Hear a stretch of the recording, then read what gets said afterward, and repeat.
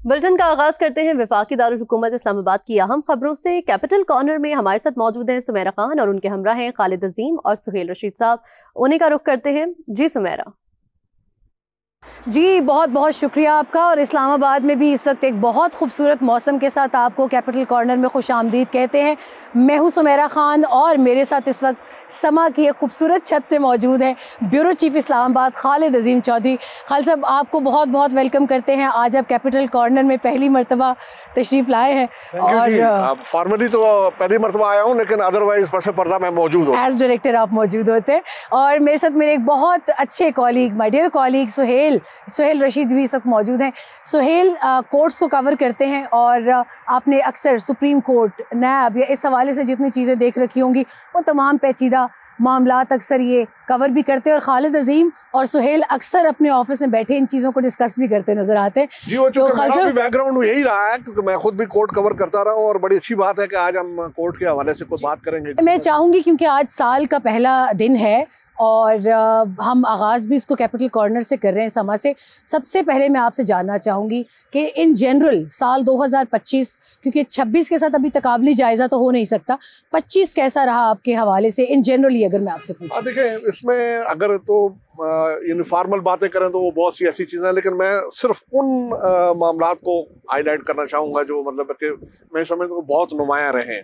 एक तो हमारा आइन और हमारा कानून है, उसके हवाले से बहुत सी चीज़ें ऐसी जो हैं वो सामने आई, और जिसमें ख़ास तौर पे एक देरीना मुतालबा था कुछ जमातों का आईनी अदालत का क़याम। तो उसमें वो कंट्रोवर्सीज भी हैं, उसमें बहुत से लोग ऐसे हैं और जो समझते हैं कि ये कोर्ट्स को अपने मकासद के लिए इस्तेमाल करने के लिए इस किस्म की चीज़ की जाती है। लेकिन मैं समझता हूँ कि वो बहुत बड़ी तौहीन अदालत के मुर्तकिब होते हैं। उनको फिर क्यों नहीं लाते तौहीन अदालत? उन पे होती बस ये चल नहीं रहा, आमतौर पे होता है यही है। सजाओं के हवाले से भी कहा जाता है कि जी हुकूमत के कहने पर सजा दे दी, तो वो फिर जज का तो रोल ही ख़त्म हो जाता है।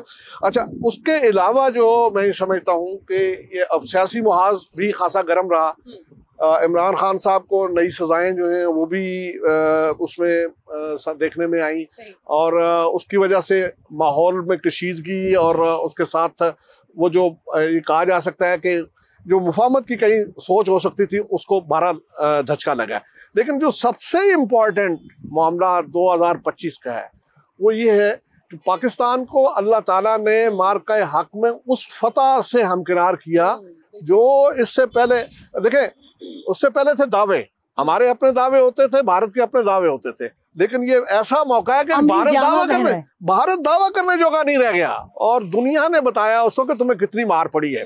दुनिया से पूछता फिरता कि मैं वाकई पिटा हूँ और कितना पिटा हूँ। अच्छा, अब उसमें और यही वजह है कि उन्होंने फिर से बॉलीवुड का रुख किया है इसके लिए, प्रोपेगेंडा की हमारी जबान में कुछ तासीर पैदा हो जाए। हमेशा वो उनका एक हथियार है और मैं ये समझता हूँ कि उसमें थोड़ा सा हमें बर्तरी मान लेनी चाहिए, वो उनका कमाल है।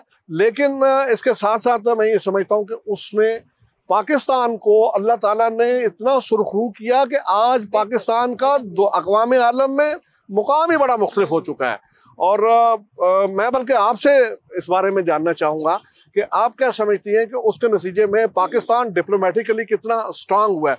और ख़ास तौर पर मैं अगर जिक्र करूँ कि भारत जो हमें हाथ दिखाने पे तुला रहता था, कल हाथ मिलाने पे मजबूर हुआ। 2025 का एंड इस बात पे हुआ कि उनका एक इंतहाई मुतकब्बर वजीर जो है वो चल के आया हमारे स्पीकर के पास, हाथ मिलाया।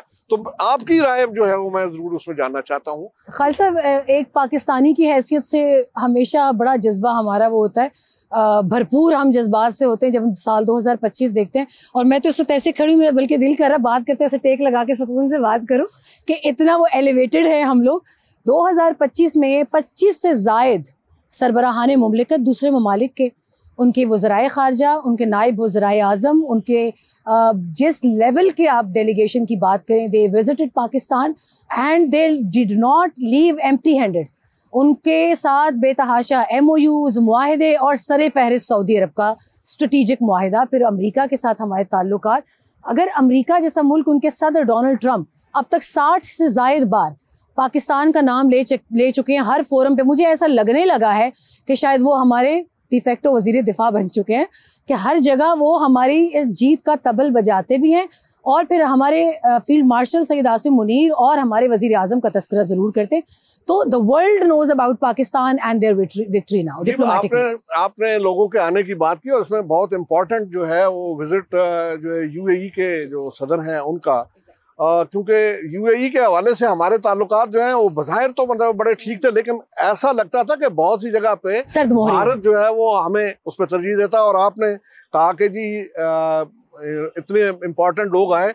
एक ज़माना हमने ऐसा भी देखा हुआ है कि पाकिस्तान में आने के लिए कोई तैयार नहीं था, ये ज़िया साहब के ज़माने की बात है, तो हमें बहुत राम करना पड़ा मालदीव जैसे मुल्क को, और उसके सदर का एक विजिट हुआ और उस पर हमने बड़े जो है वो खुशी के शादियाने बजाए थे। तो बहरहाल अच्छा, ये एक चीज मैं थोड़ी सी इनसे पूछ रहा हूँ, ये हैंडशेक हुआ है बांग्लादेश में, तो बांग्लादेश में जो रिसेंट डेवलपमेंट्स हुई हैं, जिस तरह से वहाँ पूरी एक इंडिया की इन्वेस्टमेंट डूब गई है कई साल की, और अभी वहाँ पर प्रोटेस्ट भी हो रहे हैं, तो बांग्लादेश के जमीन पर खड़े होकर इस वक्त उनका खुद चल के पाकिस्तान के पास आना, क्या ये थोड़ा सा उनकी तरफ से एतराफ भी है कि यस आपने यहाँ पर हमें थोड़ा सा पकड़ लिया और हमारी इन्वेस्टमेंट डूब गई है और अब पाकिस्तान यहाँ पे प्रिवेल कर रहा है? सुहेल, ये दूसरी जगह है जहाँ उनकी इन्वेस्टमेंट डूबी है, क्योंकि इस वक्त वर्ल्ड वाइड जो एक हिंदुत्व और आरएसएस माइंडसेट है, they have started blaming their prime minister Modi, के मोदी भारत की हिंदुस्तान की तारीख में वो पहले वजीर आजम हैं जिन्होंने हिंदुस्तान की बिलियंस ऑफ डॉलर्स की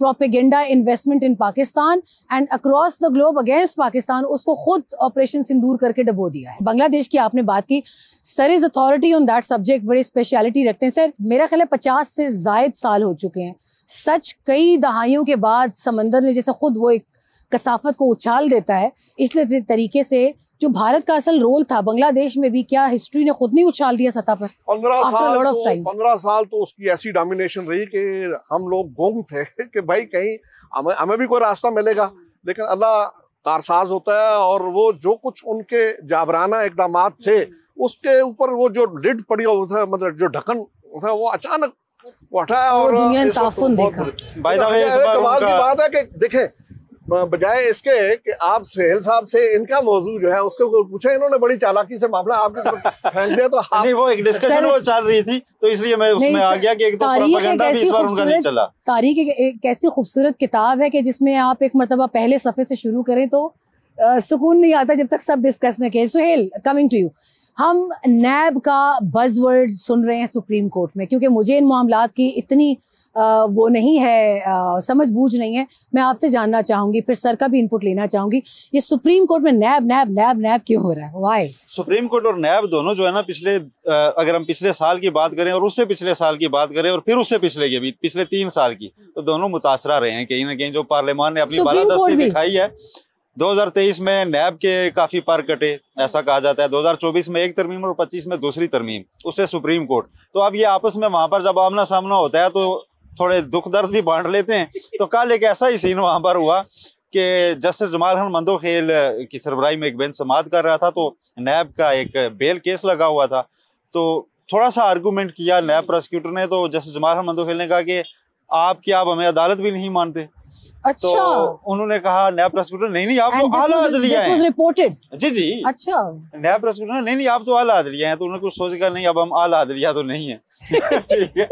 तो फिर 7 जस्टिस मसरत अली साहब, आई डोंट नो मुझे हंसना चाहिए यहाँ पर कि नहीं, लेकिन ये बहुत मजाक। 7 जस्टिस मसरत अली साहबा थी, तो उन्होंने कहा कि बाय द वे नैब किधर है आजकल, हम तो आला अदलिया हैं या नहीं, नैब भी तो नजर नहीं आ रहा। अच्छा। खामोश सा है। तो उस पर नैब प्रोसिक्यूटर ने एक बात की जो कि आने वाले साल के लिए एक बड़ी खबर थी। अच्छा। उन्होंने ये कहा कि खामोश तो है, लेकिन शायद कुछ वक्त में ये खामोश नहीं रहेगा और आपको हर जगह नैब एक्टिव नजर आएगा, और ये वाकई खबर है। गुड सेंस और बैड सेंस। अच्छा, वैसे ये जरा पूछ रहे हैं कि वो आपकी नजर में, क्योंकि आप नैब भी कवर करते हैं, क्या कोई ऐसे केसेस हैं जिनको आप समझते हैं कि मौजूदा जो लॉ है उसके दायरे में रहते हुए कोई ऐसी हलचल मचा सकें वो केसेस? देखें, केसेस काफ़ी सारे जो है ना वहाँ पर इंसर्कल कर लिए गए हुए हैं। सबसे पहले तो नैब फोकस कर रहा था कि इसी मौजूदा लाज के अंदर रहते हुए जो काम कर सके करें, लेकिन इस वक्त नैब ने एक अपना फीडबैक तैयार कर लिया है। जो रिसेंट अमेंडमेंट्स हुई थी उसमें जो एक उनके सामने बेंच मार्क आ रहा था कि 50 करोड़ रुपए से कम की अगर करप्शन का एलिगेशन होगा तो आप कार्रवाई नहीं कर सकते। नैब ये फीडबैक देने जा रहा है और ये शायद नई तरमीम आए कि ये बेंच मार्क खत्म किया जाए और उसके बाद नैब इस कार्रवाई को अक्रॉस द बोर्ड करेगा। 50 करोड़ तक की कर सकते हैं हम करप्शन। मौजूदा चेयरमैन नैब जी 50 करोड़ की लिमिट हो गई है ना, 50 करोड़ से ऊपर अगर होगा तो होगा। ये अगर मैं करना चाहूँ 50 करोड़ तो मुझे कोई पूछेगा नहीं, पकड़ेगा नहीं। वो उसके लिए दूसरे इदारे हैं, जैसे आप वो FIA की तरफ चले जाते हैं, एंटी करप्शन मैं समझी 50 करोड़ तक हम फीडबैक है। मैं थोड़ी सी डिटेल दे दूं उसमें ये था कि आपके इरादे कुछ मुझे अच्छे नहीं लग रहे हैं, और लेकिन मुझे पता है कि आप सर अपना घर तो बन जाएगा 50 करोड़। इसमें जो चीज असल बात जो है ना वो ये है कि चेयरमैन नैब जो है उन्होंने पिछले दिनों हमें एक ब्रीफिंग दी थी, और उसमें उन्होंने कहा था कि हम खास तौर पे इस चीज को, ये जो 50 करोड़ वाली लिमिट है और इसके अलावा कुछ और कवानीन है, उनमें तरमीम हम तजवीज करने जा रहे हैं, उसके बगैर हमारा काम नहीं चलेगा। उसकी वजह सर ये है कि वहां पर कई केसेस जो है ना उससे कम वाले भी आते हैं। उसमें अगर नजर जब आता है कि बड़े पैमाने पे करप्शन हुई होती है, लेकिन किसी ने अगर शेल कंपनीज खोल ली है 3-4 अपने रिश्तेदारों के नाम पर, और हर एक में वो 40-40 करोड़ का गबन कर रहा है, तो वो कभी पकड़ा ही नहीं देगा। तो इसलिए अब इसको खत्म करवाया जाएगा कि जो इस तरह से एक ऑर्गेनाइज्ड क्राइम होता है व्हाइट कलर। दूसरा जो नैब करने जा रहा है वो जो हमारे कई मुल्जमान बैरून मुल्क भाग गए हुए हैं, उनको वापस लाने के लिए कई मुल्कों के साथ हमारी जो अभी रिसेंटली पिछले साल नैब की एंगेजमेंट्स हुई हैं अमेरिकन एम्बेसी के साथ और वहाँ की अथॉरिटीज के साथ 9 मीटिंग्स हैं। 4 यूके की जो NC है उसके साथ हैं, और यूके में हमें 2-3 बंदे जो हैं वो चाहिए बड़े जरूरी। हमारे आई थिंक सफारत खानों में लेगेट नाम का नुमाइंदा इसलिए होता है कि वो लीगल एड के लिए हर जगह पर मौजूद है। लेकिन अभी जो हमें मुश्किल सामने आ रही है नैब को कि 34 MLAs इनिशिएट किए गए हैं लास्ट ईयर, लेकिन सिर्फ 13 का रिस्पॉन्स है। 3 मुल्जमान की हमने हवालगी मांगी, बैरून मुल्क से कोई भी नहीं मिला, कोई जवाब, तो एविडेंस भी नहीं मिल रहा। जो बाहर हमारे एक्यूज्ड भागे हुए हैं वो भी नहीं मिल रहे। तो इसलिए थोड़ी सी एक तो दूसरे मुल्कों के साथ एग्रीमेंट्स भी होने, एक्सट्रेडिशन बात ये है। इसमें तो देखें कंक्लूड हम यहाँ पे कर सकते हैं कि हमारे यहाँ कानून बनाया जाता है मुल्जमान को पकड़ने का, उसमें बहुत बड़े ब्रेन्स जो हैं वो इस्तेमाल होते हैं, लेकिन उनके ब्रेन्स हमसे भी आगे के हैं, वो रास्ते निकाल के पहले से बैठे होते हैं। और ये उसके बाद अच्छा, वो साल की बात में एक बहुत जो इम्पोर्टेंट चीज़ है उसका तज़किरा बहुत ज़रूरी है, वो ये है कि मार्का हक में जो कामयाबी थी उसको पाकिस्तान ने पूरी तरह से सेलिब्रेट किया।